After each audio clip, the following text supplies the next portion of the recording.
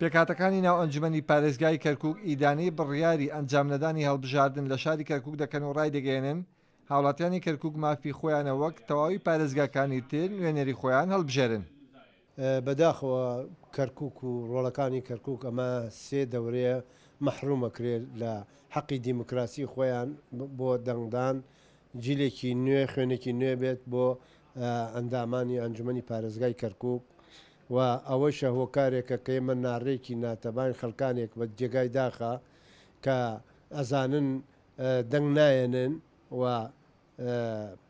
کێشە و مشکلش بۆ کورد دروستەکەن لەگەڵ هەڵبژاردنانین ئەوە 23 مادەیەکی دەستوری نیە لە خۆیان و مادەیان داناوە واگەر ئێمە خەڵک تەعینکەین 32 بە 32 پێویستیمان بۆچی بە هەڵبژاردنە ئێمە طبعاً لە سەد لەگەڵ هەڵبژاردنن لە کەرکووک ئەمە یەک دێن با بزانن بۆ لە 2009 نەبوو حتا ئێستا سەبەب چی بوو خۆ هەموو پارێزگاکان بوو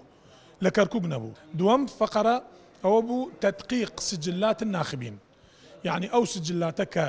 کەرکووکیە ئەوانە تەدقیق ببێ بزانن ئەم 1.5 ملیۆن هەموو کەرکووکیە یانە ئەوەیش لەسەر چیە بێ ئەو کاتە اتفاق بووتیان لە سەر 57 حتا ئێستایش سەیرەکەی ئەگەر یەک پارچە عەرز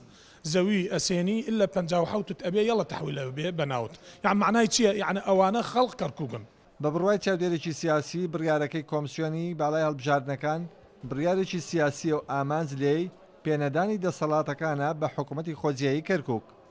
هەڵبژاردن ئەمڕۆ لە شاری کەرکووک کە دواکەوتووە لە دوو پرۆسێترا دواکەوتووە کە هەڵبژاردنی ئەنجومەنی پارێزگاکان بێ زۆر بە پێویستی دەزانین کە بکرێ و ڕاو بۆچوونی ئەوەی مەش ئەوەیە کە ئەو هەڵبژاردنانە بە ڕێڕەوی یاسای خۆی بکرێت چونکە ئەو یاسا کۆنەی کە تاوەکو ئێستاکە کە یاسای برێمەرەکاری پێدەکرێت ئەلە و قاڵبە دەرچێتە دەرەوە بە یاسا تازەکە